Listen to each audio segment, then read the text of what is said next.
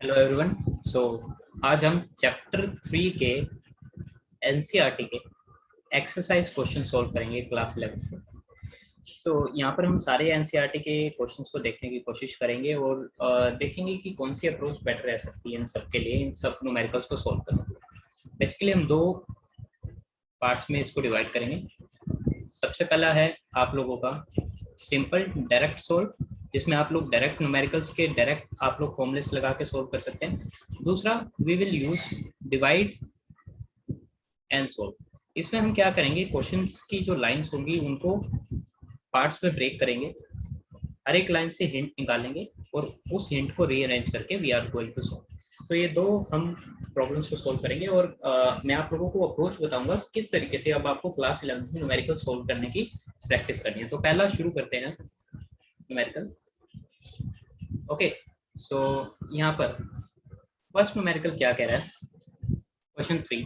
A woman starts walking from her home at 9 a.m. and walks with a speed of 5 km on a straight road to her office, which is 2.5 km away, and stays up at the office at 5 p.m.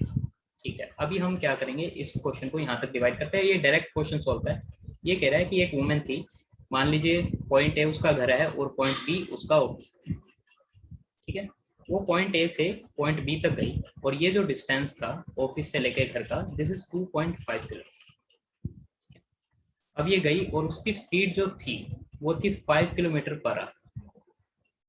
Clear. अब यहाँ पे मैं पहले time निकाल सकता हूँ क्या, कि इसको टाइम कितना लगा होगा। So I can easily find that. We know that speed is equal to distance upon time, तो time will be distance upon speed, so it will be 2.5 by 5, it is approximately equal to 0.5 hours. Okay, या फिर 1/2 hours, जो भी आप लिखना। ठीक है, फिर उसने कहा and returns to her home by an auto with speed of 25 kilometre. ठीक है, वो वापसी आई और choose suitable scales and plot the XT graph, यानी कि distance versus time graph of the motion. मुझे एक ग्राफ बनाना है डिस्टेंस वर्सेस टाइम का ऑटो। अब यहाँ पर अगर मुझे डिस्टेंस वर्सेस टाइम का ग्राफ बनाना है तो मैं वापसी आने का टाइम देख लेता हूँ। Let this time be t1 and this time be t2। So distance आप लोगों का अगेन कांस्टेंट है 2.5 किलोमीटर। वापसी आते वक्त इसकी जो स्पीड है विच इज 25 किलोमीटर पर divided by 5। So sorry, this time the speed is 25, so 25 by 10 into 25, this is equal to 0.1। Okay, सो अब यहाँ पर मुझे डिस्टेंस वर्सेस टाइम का ग्राफ बनाना है। जो डिस्टेंस इसने कवर किया है वो क्या है 2.5 किलोमीटर हर बार। तो यहाँ पर 0.5 का अगर हम स्केल लें तो ये इजीली ग्राफ बन जाएगा कुछ इस तरीके से, राइट। सिमिलरली टाइम की अगर मैं बात करूँ, इसने 0.5 आवर्स का टाइम लिया है और ये 9 से लेकर 5 बजे तक अपने ऑफिस में रही। सो 9 से अगर हम 2 आवर्स का गैप लें, 9, 11, 1, 3 एंड 5। सो पहले इसने 9 o'clock से अपनी जर्नी शुरू की और खत्म की इसने 2.5 किलोमीटर ट्रेवल करके, एंड इसने टाइम लिया which is 9.5 hour, which is 9:30, half an hour. So it will be equal to this. यहाँ पर एक लाइन, डॉटेड लाइन रिप्रेजेंट करने के लिए, फिर ये यहीं पर रही, इसने कोई भी डिस्टेंस ट्रेवल नहीं किया। ठीक है, फिर ये अपनी पोजीशन से, जिस पोजीशन पे ये थी उस पोजीशन से अपनी इनिशियल होम पे आई, इसने 2.5 किलोमीटर कवर किया एंड दिस टाइम इसने टाइम लिया विच इज 0.1 आवर। अगर 0.1 आवर की अगर मैं बात करूं, अगर आप इसको मिनट्स में कन्वर्ट करेंगे, it will be equal to approximately directly 6 minutes. So यहाँ पर या तो आप 5 hours 6 minutes लिखें या फिर लिखें 5.01। सो ग्राफ कुछ इस तरीके से है, ठीक है। ये 5 PM पे इसने शुरू किया, ये ग्राफ यहाँ से इसको कुछ इस तरीके का ज्वाइन किया। So this is 5.5। ये इसका ग्राफ बन गया एक्स वर्सेस टी का। इजी था न्यूमेरिकल, कुछ इसमें ज्यादा नहीं था। Let's go with question 6। Question 6 कह रहा है a car is moving along a straight highway with a speed of 120 kilometer per hour, sorry 126 kilometer per hour, okay, and is brought to stop with a distance of 200 meter, और 200 metre के distance के बाद इसे stop कर दिया गया। ठीक है, हमने ये नोट कर लिया कि क्वेश्चन 6 में एक कार है जो मूव कर रही है, उसकी इनिशियल वेलोसिटी है 126 किलोमीटर पर आवर, और जब वो रुकी तो उसकी फाइनल वेलोसिटी 0 हो गई और उसने डिस्टेंस जो है वो कवर किया 200 मीटर। ये चीज हमने पहली लाइन से नोट कर ली जो हमें पता चल सका। फिर इसने कहा what is the retardation of the car. Okay, retardation which is basically negative acceleration of the car assumed uniform, okay, and how long does it take the car to stop। सबसे पहले हमें यहाँ पर निकालनी है एक्सेलरेशन की value. Okay, हमें यहाँ पर क्या निकालनी है, एक्सेलरेशन की वैल्यू। तो अब हमें पता है कि जो हमारे पास इक्वेशन ऑफ मोशंस है वो ये है, राइट। ये तीन इक्वेशन ऑफ मोशंस हमारे पास है। अब इन तीनों इक्वेशन ऑफ मोशंस को मुझे यूज करना है। अब मेरे को देखना है कि मेरे को एक्सेलरेशन निकालनी है पहले, और मेरे पास अवेलेबल है initial speed, final speed and distance. तो मैं कौन सी इक्वेशन यूज करूं? I think second one equation will be most suitable for this. So यहाँ पर v square is 0, u square आपका 126 किलोमीटर पर आर है। बट अगर मैं 126 किलोमीटर पर आर को, ठीक है, स्क्वायर करूंगा, ये थोड़ा डिफिकल्ट हो जाएगा। जिन मेरे स्टूडेंट्स को वैदिक मैथ के बारे में पता है उनके लिए इजी, पर जिनको नहीं पता उनको दिक्कत हो जाएगी। तो आप क्या करें, 126 एक फॉर्मूला याद रखें कि जब भी आपको किलोमीटर पर आवर को मीटर पर सेकंड में चेंज करना होता है तो आप, okay everyone, so some technical error due to which I have to go. So 126 kilometre per our को अगर आपको मीटर पर सेकंड में चेंज करना है, you have to multiply 8 by 5 by 8। अब जो आपका 18 7 से 126 होता है तो ये हो गया 35 मीटर पर सेकंड।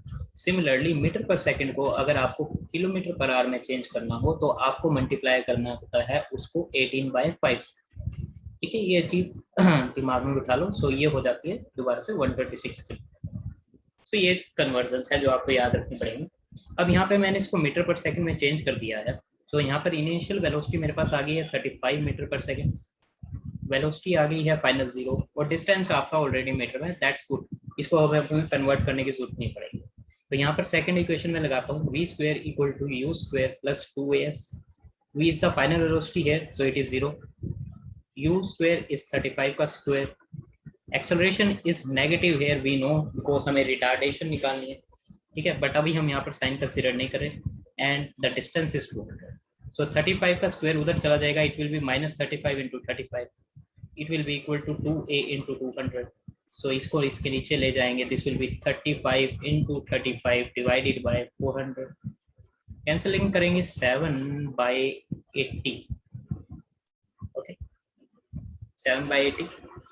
अब इसको अगेन डिवाइड करेंगे, it is 7/16, so it is 40 minus 49/16। we know 16 3s are 48, so it will be approximately 3.1 रह गया, तो 1 को अगर करेंगे it will be 0.5 metre per second आएगा। सो अब हमारी एक्सेलरेशन की वैल्यू आ चुकी है which is -0.35। अब हमें निकालनी है यहाँ पर हाउ लॉन्ग, कितना टाइम लेगी ये कार स्टॉप होने के लिए, ठीक है। तो इस कार को स्टॉप होने के लिए कितना टाइम लगेगा। अब मेरे पास एक्सेलरेशन आ चुकी है, ठीक है, which is -3.05, और मेरे पास इनिशियल वेलोसिटी है which is 35, फाइनल वेलोसिटी 0 है, और मुझे टाइम निकालना है। मेरे पास ये चार वैल्यूज है और इनसे अब मुझे टाइम निकालना है कि कितना टाइम लेगी स्टॉप होने के लिए। तो मुझे यहाँ पर एक ऐसी क्वेश्चन चाहिए जो कि मुझे बता सके कि ये कितना टाइम लेके स्टॉप करना। अब या तो मैं यही क्वेश्चन यूज कर सकता हूँ, ठीक है, या फिर मैं ये यूज कर सकता हूँ। मुझे थर्ड इक्वेशन ज्यादा बेटर लग रही है यूज करने के, ठीक है। v is equal to u plus a। v की वैल्यू 0, u की वैल्यू हमें ऑलरेडी गिवन है -3.05। एक्सेलरेशन सॉरी u की वैल्यू हमें ऑलरेडी गिवन है विच इज 35, ओके, और यहाँ पर एक्सेलरेशन हमने निकाल लिया which is -3.05 n into time. अब इसको अगर हम सोल्व करेंगे so it will be I think 35, ठीक है, और -3.05 हमारा 49/16 है। इसको अगर उसी फॉर्म में लिख ले तो ज़्यादा बेटर रहेगा, तो उधर मल्टीप्लाई करेंगे it will B 16 divided by 49। So it is approximately ये 5 पे चला जाएगा, ये 7 पे, इट इज 80/7। सो इसका आंसर आ जाएगा नियर अबाउट 11.42 सेकेंड्स अप्रोक्सीमेट, ठीक है। This is an approximate answer, I am just doing calculation in my mind. So let's go with question 8. Question 8 कह रहा is एक 2 लेन रोड है, ठीक है, and car A is traveling with the speed of 36 kilometre per our, ठीक है। सबसे पहले हम यहाँ पर कार A की स्पीड लिख देते हैं which is 36 kilometer. Okay, two car B and C approach car A in opposite directions. This is an important. ये आपको अभी यहाँ देखिए, this is divide and solve. पहला हिंट आपको मिला यहाँ से कि दो कार B and C है, ये अपोजिट डायरेक्शन में अप्रोच कर रही हैं A और B को. इसका मतलब ये है कि अगर मान लीजिए 2 लेन रोड है कुछ इस तरीके का, ठीक है, और यहाँ पर बीच में डिवाइडर है कुछ, और यहाँ पर कार A चल रही है. This is car A which is represented by point object with some velocity जो भी गिवन है 36. तो कार B और C अपोजिट अप्रोच करिए. अब कार B यहाँ हो सकती है, ठीक है, और कार C आप लोगों की यहाँ हो सकती है. ये अपोजिट अप्रोच करिए, या फिर उल्टा भी हो सकता है, यहाँ पर B की जगह C हो सकती है, यहाँ पर C की जगह B हो सकती है. इट हार्डली मैटर्स, ठीक है. तो उससे हमें ज्यादा फर्क नहीं पड़ेगा. तो यहाँ पर कुछ इस तरीके के क्वेश्चन में हमें पहली लाइन से हिंट मिला, जो कि हम देख सकते हैं, और B और C की यहाँ पर इक्वल वेलोसिटी दे रखी है, which is 54 kilometre per hour. Now at a certain instant, इसने कहा किसी टाइम पर, when the distance AB is equal to AC. अब ये चीज और समझने वाली है कि यहाँ पर जो इन दोनों के बीच का डिस्टेंस था विच इज AB, और जो इन दोनों के बीच का डिस्टेंस था AC, ये हमने C थोड़ा दूर बना दिया, इसको पास बना देते जस्ट फॉर थोड़ा इजी हो जाए डायग्राम्स को कैलकुलेट करना.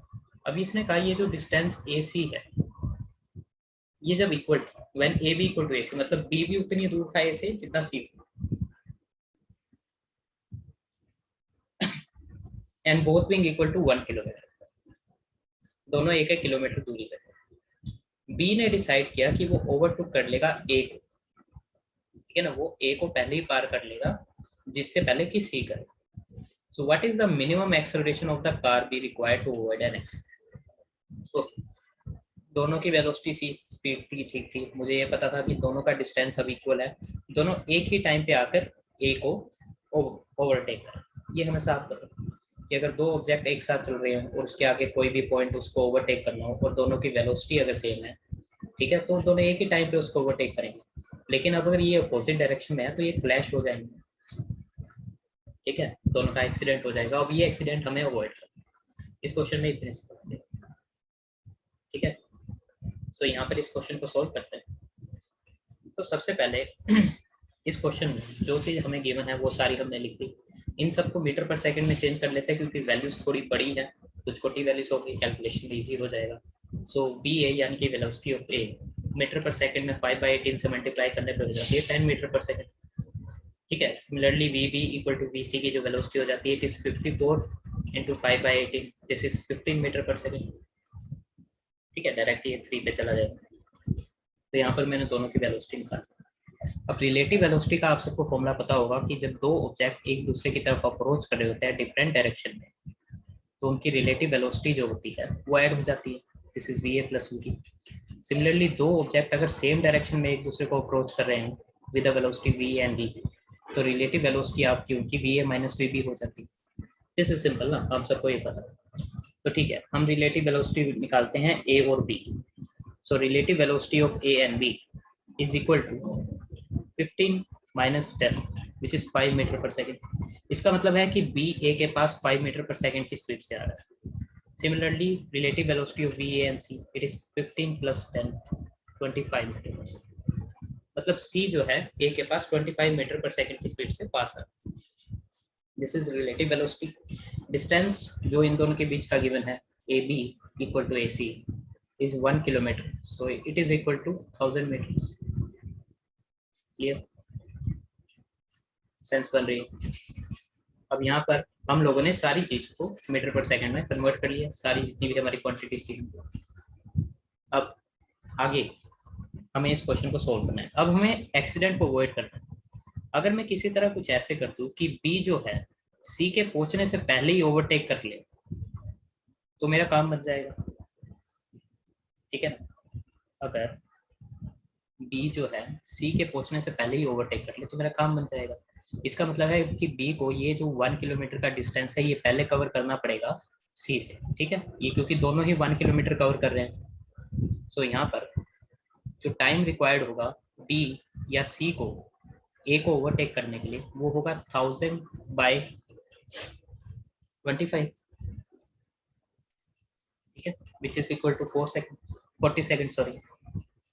ओके, अब यहाँ पर हमें इनिशियल एक्सेलरेशन गिवन है, ओके, दोनों की, ए की भी गिवन है, यू की भी गिवन है, क्लियर। अब यहाँ पर हमें 40 सेकंड से पहले क्रॉस करवाना है और एक्सेलरेशन बताने की मिनिमम एक्सेलरेशन कितनी होनी चाहिए। अब मेरे पास यहाँ पर डिस्टेंस है, वेलोसिटी है, टाइम है, ठीक है, और मुझे एक्सेलरेशन फाइंड करनी है। तो मुझे एक ऐसी इक्वेशन ऑफ मोशन चाहिए जिसके में मेरे पास टाइम भी आता है, एक्सेलरेशन भी आता है, सब कुछ रहता है। तो यहाँ पर अगर मैं प्रीवियस इक्वेशन देखूँ, मेरे पास इस इक्वेशन में डिस्टेंस है, वेलोसिटी है इनिशियली, और एक्सेलरेशन है, टाइम भी। ये इक्वेशन ऐसी है जिसमें सारी चीजें हैं। ये थर्ड इक्वेशन में ऐसा कुछ नहीं है, सेकंड इक्वेशन में ऐसा कुछ नहीं है, सिर्फ ये फर्स्ट इक्वेशन में मेरे पास है। तो मैं इस इक्वेशन को यूज कर लेता हूँ, ठीक है। वेलोसिटी हमारी जो है हमें बी के रिस्पेक्ट में देखनी है, तो रिलेटिव वेलोसिटी आ जाएगी विच इज 5। टाइम की अगर मैं बात करूँ, टाइम जो है हमारे पास 40 सेकेंड है। एक्सेलरेशन हमने निकालनी है कि उसको कितनी इंक्रीज करनी पड़ेगी यहाँ पर। टाइम अगेन 40 का स्क्वायर है, ठीक है, एंड डिस्टेंस इज 1000, क्लियर। सो यहाँ पर हो जाएगा 1000 minus 200 into half of a into 40 का स्क्वायर, ठीक है। नेक्स्ट पेज पे कैलकुलेशन कर लेते थोड़ी। Let me write this down, this is 1000 minus 200 is equal to half of a into 40 का स्क्वायर, राइट। इसको सोल्व करेंगे 800 इंटू 2, जब इसको इधर ले जाएंगे सोल्व करने के बाद, डिवाइडेड बाय 40 इंटू 40 का स्क्वायर है 20, दिस इज 2, एंड आपका एक्सेलरेशन फाइनल निकल के आगे कैंसिलेशन करने के बाद 1 मीटर पर सेकंड स्क्वायर। मतलब अगर बी अपनी acceleration 1 metre per second square से बढ़ा दे, ठीक है ना, बी जिस भी एक्सेलरेशन से चल रहा है, अगर बी अपनी acceleration 1 metre per second square से बढ़ा दे, तो वो सी से पहले ही ओवरटेक कर जाएगा, ठीक है, सी से पहले ही ओवरटेक कर जाएगा और सी से कम टाइम लेगा, और यहाँ पर एक्सीडेंट नहीं होगा और दोनों की टाइमिंग डिफरेंट है। Okay, next question is question 7। I hope so अभी तक सारे न्यूमेरिकल्स आप सबको क्लियर हो गए। तो क्वेश्चन 7 देखते हैं। क्वेश्चन 7 को समझने से पहले एक चीज आप लोगों को यहाँ समझनी है कि जब भी आप किसी, मान लीजिए आप प्लेटफॉर्म पर, रेलवे प्लेटफॉर्म और कोई ट्रेन आ रही है, ठीक है। अच्छा, जब भी हम कार की बात करते हैं रिलेटिव वेलोसिटी में आप लोगों की मैन की बात करते हैं, दो मैन एक दूसरे की तरफ अप्रोच करें, या फिर पुलिस थीफ केस की बात करते हैं, तो यहाँ पर हम जो ऑब्जेक्ट्स होते हैं उनको हम पॉइंट्स ऑब्जेक्ट लेट करके चलते हैं, ठीक है, कि जो ऑब्जेक्ट्स हैं वो पॉइंट ऑब्जेक्ट।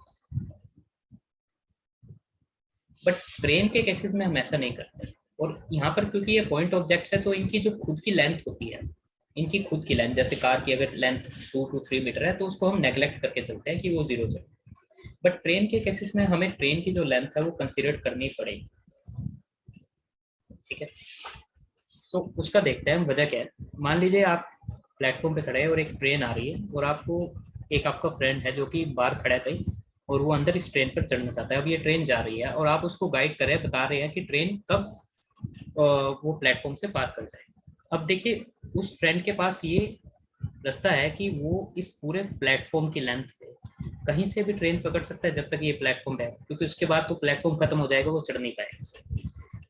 तो यहाँ पर अब ये ट्रेन ने स्टार्ट किया ना, तो ट्रेन पहले यहाँ आएगी, ठीक है, इसका फ्रंट इंजन यहाँ आएगा, फिर ये इंजन क्रॉस करेगा इस लेंथ को, ठीक है। सो अगर ये लेंथ ऑफ प्लेटफॉर्म LP है तो यहाँ पर ये एक लेंथ ऑफ प्लेटफॉर्म वो कवर करेगा। फिर उसके बाद ये जो ट्रेन का पीछे वाला डिब्बा है, जो ट्रेन की लेंथ है, उस ट्रेन को इस प्लेटफॉर्म को पार करने के लिए अपनी खुद की लेंथ भी पार करनी पड़ेगी, ठीक है ना, क्योंकि वो ट्रेन छोटी तो होती नहीं, ट्रेन काफी बड़ी होती है।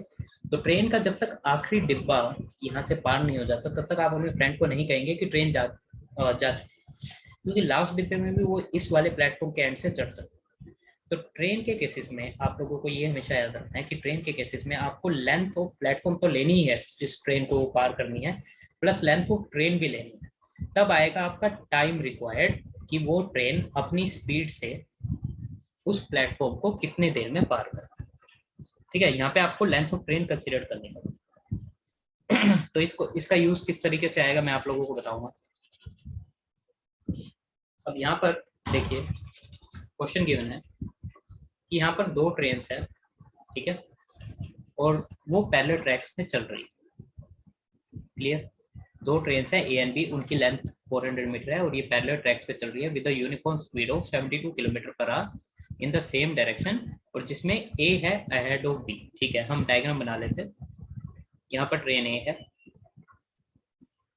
ठीक है, इसकी कुछ वेलोसिटी है which is v and which is 72 kilometre per hour, और ट्रेन बी है जो कि इसके पीछे है, ठीक है, इसकी भी वेलोसिटी ए की वेलोसिटी के जितनी है, और दोनों ट्रेन की जो लेंथ है वो है 400। क्लियर? दोनों ट्रेन की जो लेंथ है वो है 400। इसने कहा the driver B decided to overtake, B ने कहा कि मुझे ट्रेन ए से आगे निकल।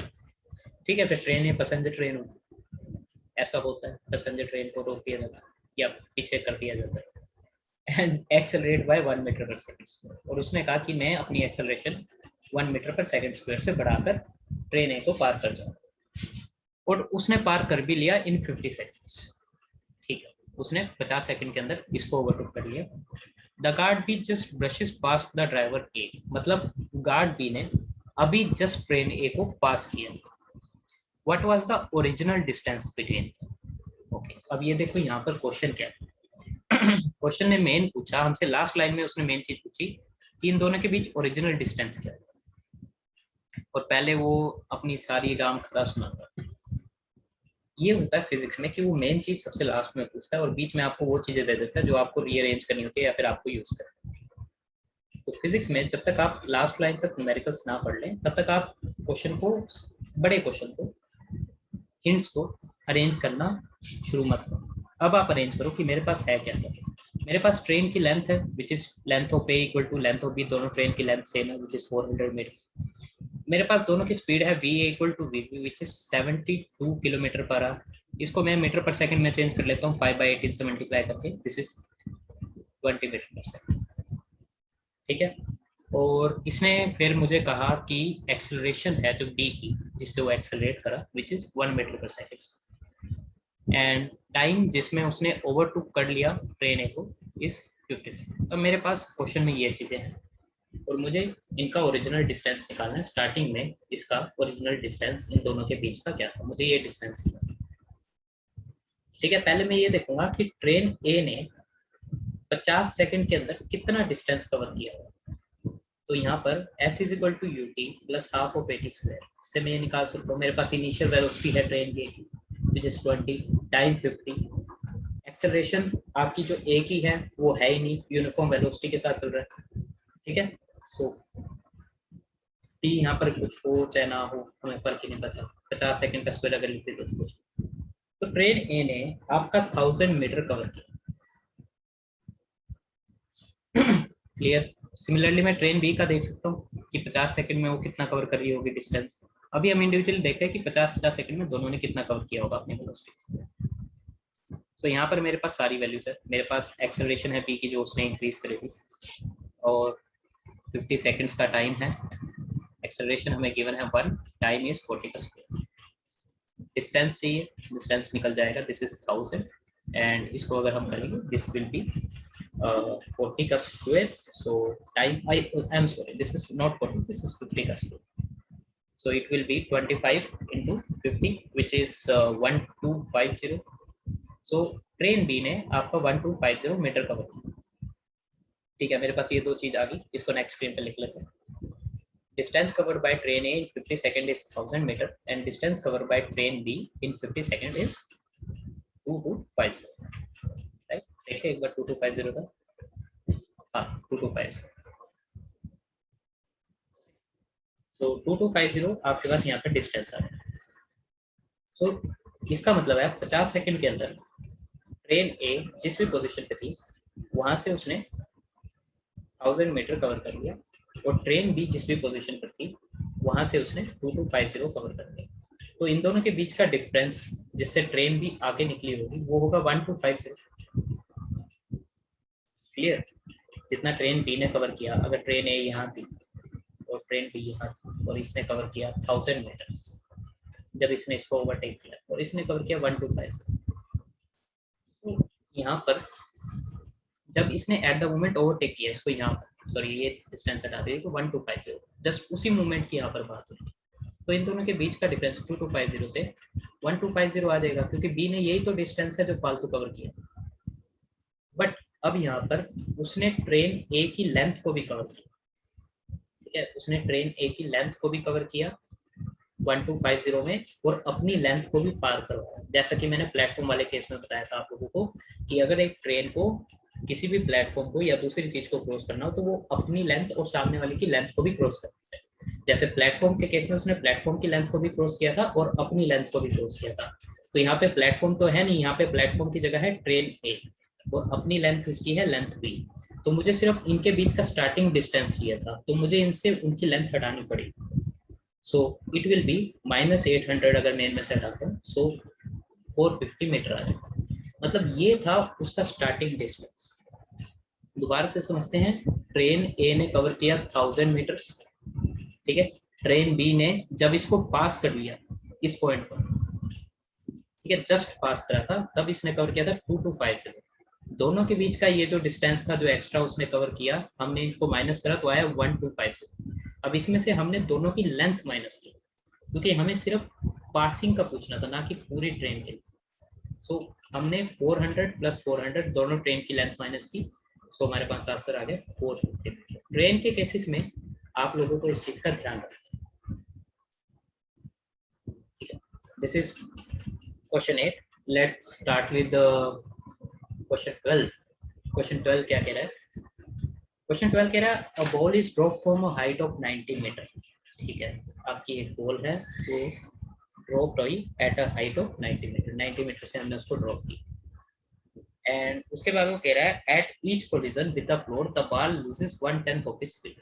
ठीक है, ये कह रहा है कि अगर एक बॉल है, ठीक है, वो कुछ ये लगा लो, ये डिस्टेंस है, इसको ऊपर से हमने ड्रॉप किया, दिस इज 90 मीटर। और जब मैंने इसको ड्रॉप किया, अगर इसकी वेलोसिटी 10 मीटर पर सेकंड थी, ठीक है, तो जब ये वापसी यहाँ से स्ट्राइक करके वापसी जाती है तो इसकी वेलोसिटी अब 1/10 हो जाती है। तो इसका मतलब 1/10 से थोड़ी डिक्रीज हो जाती है। तो 1 मीटर पर सेकंड से इसकी वेलोसिटी डिक्रीज हो रही है, और अब इसकी वेलोसिटी हो गई 10 - 1 which is 9 metre per second. This is an example. Question में अभी ये गिवन है, ये जस्ट समझाने के लिए कि इसलिए ये था। ठीक है, हमने यहाँ पर लेट कर लिया कि बॉल है वो कुछ इस तरीके से गिर रही है, राइट। अब यहाँ पर उसने कहा कि ball 1/10 of its speed lose कर देती है। Plot the speed time graph of its motion between t = 0 to 12 second. मतलब मुझे 0 सेकंड से लेकर 12 सेकंड तक मुझे इसका ग्राफ प्लॉट करना है कि speed time graph, velocity versus time graph, कि वो किस तरीके का। ओके, चलो क्वेश्चन सोल्व करके देखते हैं। देखो हमें इतना पता है कि जब ये बॉल गिरी होगी, इसकी इनिशियल वेलोसिटी जो है यहाँ पर, क्योंकि हमने फ्री फॉल करवाया, इस बॉल को सिर्फ ड्रॉप किया, कोई इनिशियल वेलोसिटी नहीं थी, तो इसकी इनिशियल वेलोसिटी 0 होगी। फाइनल वेलोसिटी नो डाउट इसकी कुछ ना कुछ होगी, लेकिन उससे अभी हमें लेना देना नहीं है, वो हम बाद में निकालेंगे। ठीक है, हमारे पास डिस्टेंस गिवन है, s = 90 मीटर। ओके, और हमारे पास यहाँ पर गिवन है acceleration, which is acceleration due to gravity, which is 10 metre per second. ठीक है, ये भी क्लियर है।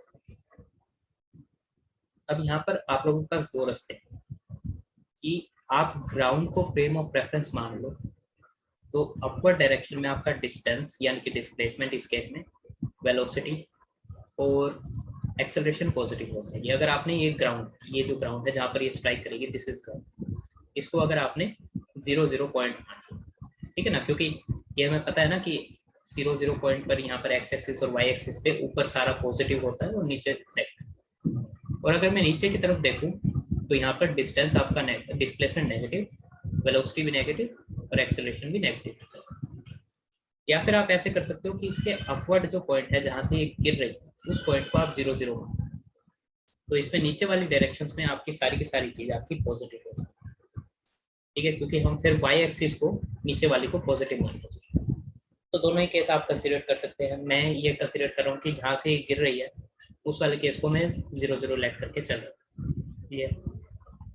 सो यहाँ पर मैंने इस वाले को केस को लेट किया कि मेरी पॉजिटिव वाई डायरेक्शन नीचे की तरफ है। तो यहाँ पर मेरे पास एक इक्वेशन है which is v square, sorry give me a second,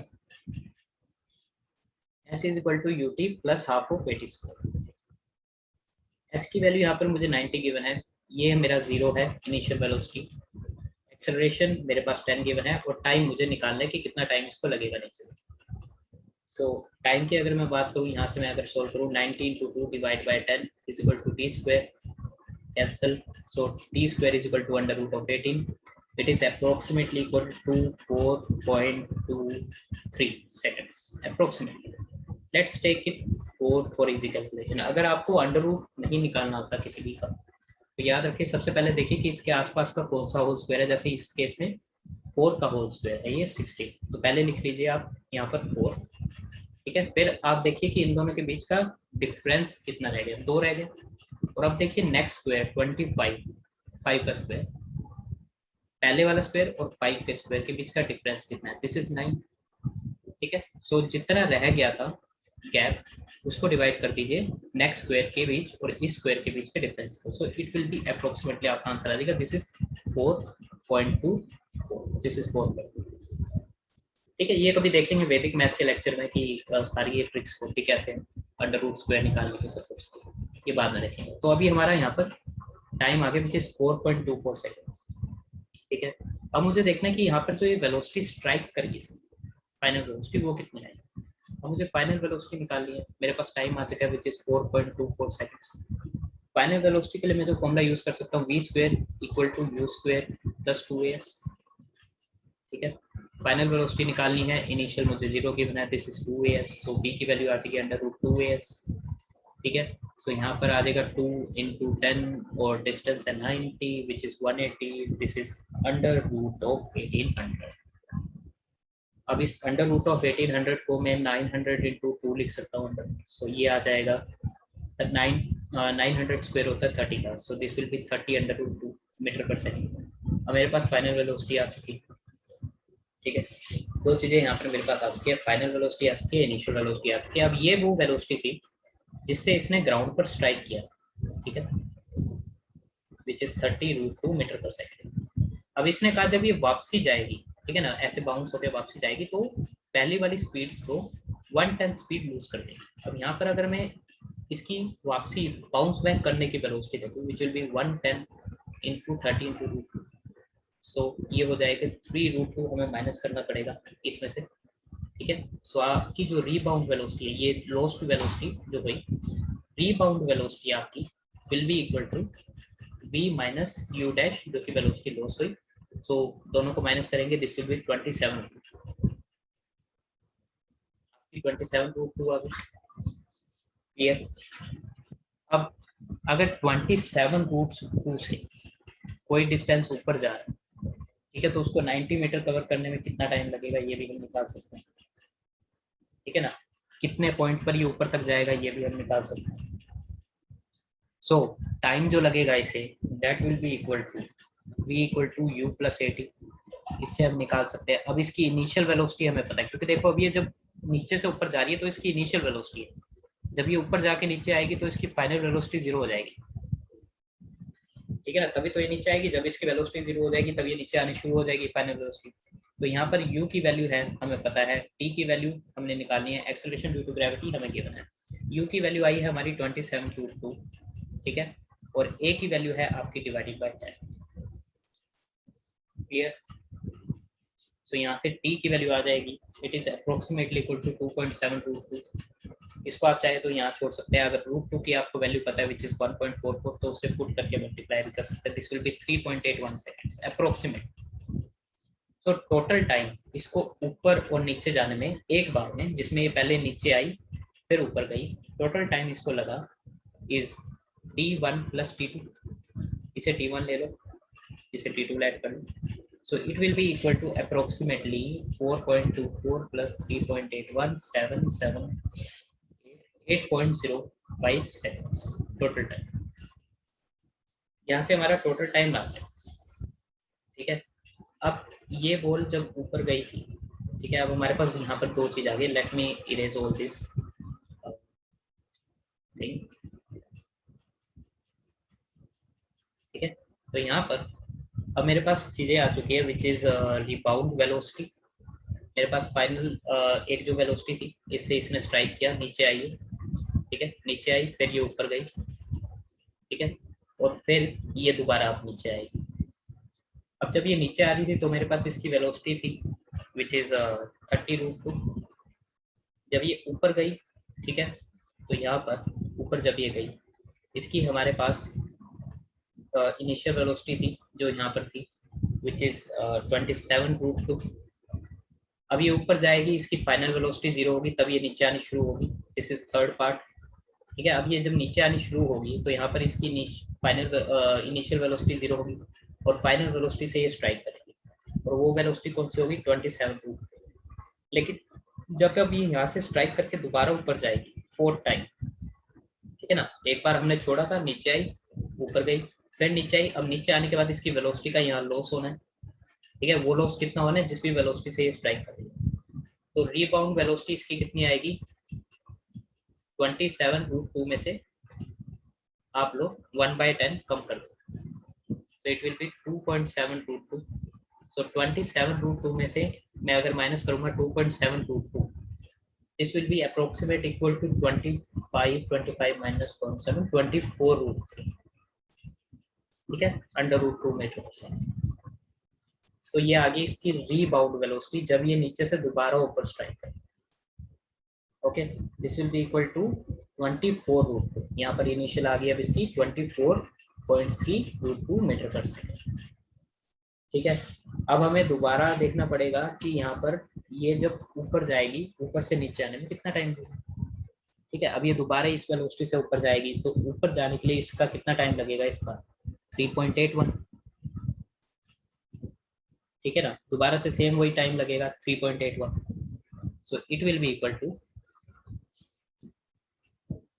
total time जो लगा इसको बिफोर अपवर्ड मोशन, ठीक है ना, दोबारा ऊपर मोशन को जाने के लिए, इज 3.41 जो हमने पहले निकाला, सॉरी 81।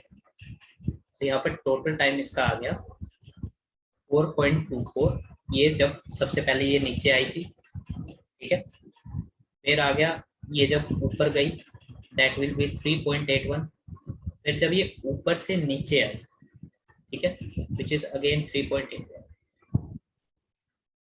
तो ये तीन हमारे पास डिस्टेंसेस आ गए, टाइम आ गए, इनको ऐड करा which is 11.6 metre per second. 4 3 7 10 10, हाँ 11.86 मीटर पर सेकंड। अब इसका ग्राफ बना लेते हैं। आपने तीन मोशन निकाले हैं बस, एक जब ये नीचे आई, एक ये नीचे आके स्ट्राइक करके ऊपर गई, और फिर जब ये ऊपर दोबारा पहुंच गई थी फिर नीचे आई। ठीक है, ये तीन मोशन का हम ग्राफ बनाए। तो हमारी वेलोसिटी आई थी 30√2, 27√2 एंड एक आई थी 24.3√2। This is velocities and time. Time आया था हमारा 4.24 आया, हाँ 4.24। ठीक है, और फिर आया 8.05 और फिर आया था हमारा लास्ट में 11.86। तो यहाँ पे जब 4.24 सेकंड्स हुए थे तो इस बॉल ने 30.2 मीटर तक अपवर्ड डिस्टेंस कवर करा था, ये हमने देखा था नहीं। ठीक है, so this is velocity first, इसकी वेलोसिटी 30.2 रूट तक राइज करती है। फिर ये वेलोसिटी जो है आपकी नीचे जाती है विच इज 27√2 तक, इसी 4.2 सेकंड। क्लियर? अब ये वेलोसिटी आपकी बिल्कुल जीरो हो जाती है 3.27√2 से, कब? 8.05 सेकंड तक। ये यहाँ पर इसका टाइम आ गया था 8.250 सेकंड, और फिर ये वेलोसिटी दोबारा राइज करती है कहाँ तक? यहाँ 11.86 सेकंड, और फिर ये दोबारा डाउनफॉल में आ जाती है विच इज 24√3 तक आती है, और फिर डिक्रीज हो जाती है। तो कुछ इस तरीके का इसका ग्राफ। हाँ, ये न्यूमेरिकल थोड़ा मुश्किल है, बच्चों को थोड़ा कंफ्यूजिंग लगता है, तो एक बार रिवर्स फॉरवर्ड करके देख लेना कि कितने मोशन हमने कंसिडर करे, और नहीं आया समझ तो क्लास में तो हम दोबारा कर ही लेंगे। ठीक है, सो ये थे आप लोगों के न्यूमेरिकल्स, तो बेसिकली मुझे एक्सरसाइज में इम्पोर्टेंट लगे, और सो इसके बाद कुछ नहीं। So thank you everyone for joining this class. Bye bye.